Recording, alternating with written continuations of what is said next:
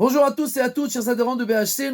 On nous a demandé de parler des signes de pureté et d'impureté des animaux et des poissons que nous avons lus dans la paracha de la semaine. Alors avant qu'on explique un peu l'essence de ces signes, la Gemara dans Masechet Choulin nous dit, à la page 60, que est-ce que Moshe Rabbeinu était un pêcheur? Est-ce qu'il était un chasseur?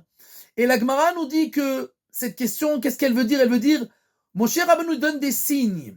Il nous dit, sache que chaque poisson qui a des écailles, il a automatiquement des nageoires. S'il a des nageoires, c'est pas obligé qu'il ait des écailles, mais s'il a des écailles, il a obligatoirement des nageoires, et c'est ça les deux signes de pureté des poissons. La Gemara nous dit, est-ce que Moshe était un pêcheur? Comment tu sais? Il y a des milliers et des milliers de sortes de poissons, et tous les jours aujourd'hui, on se trouve des nouvelles sortes de poissons. Est-ce que Moshe a vérifié tous les poissons du monde pour dire cette règle? Est-ce que tu sais pas que peut-être dans 100 ans, 200 ans, il va y avoir des évolutions, il va y avoir des changements, etc.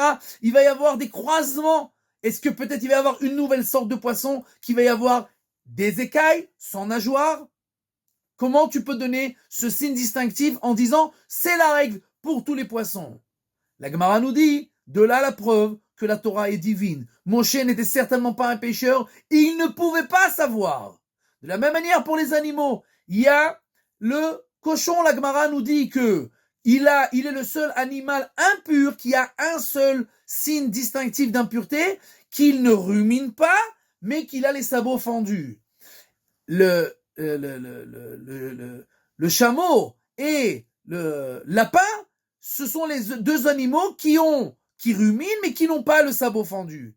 C'est-à-dire que, et tous les autres animaux impurs, ils ont les deux signes d'impureté. Et la Gemara nous dit, est-ce que Moshe était un chasseur? Comment est-ce que tu peux dire une règle? Tu dis que c'est ça les seuls animaux qui ont un seul signe d'impureté. Tous les autres animaux, ils ont les deux signes d'impureté. Comment tu sais? T'as vérifié?